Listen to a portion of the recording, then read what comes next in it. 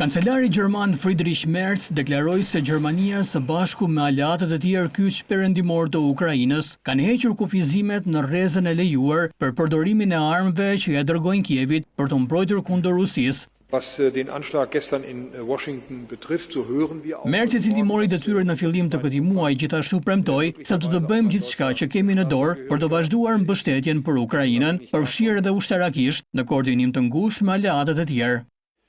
Wir leisten hier zunächst einmal einen Beitrag, die gesamte Ostflanke der NATO zu stärken und Nuk ka më kufizim në rreze për armët që dorëzohen Ukrainës, as nga britanikët, as nga francezët, as nga ne dhe as nga amerikanët. Kjo do të thotë se Ukraina tani mund të mbrohet, për shembull, duke sulmuar pozicione ushtarake në Rusi, me përjashtime të pakta.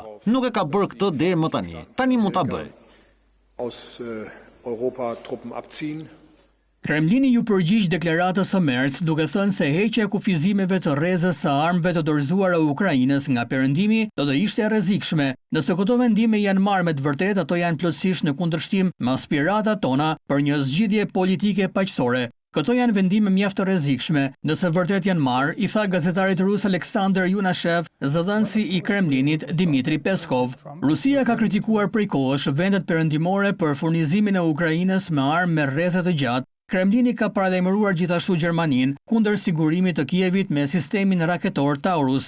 Qeveria e mëparshme gjermane, kancelari të qendrës së majt, Olaf Scholz, mbështeti fuqishëm Kievin, por shmangu dërgimin e raketave me rreze të gjatë Taurus, nga frika se kjo mund të përshkallëzonte tensionet me fuqinë bërthamore Rusin.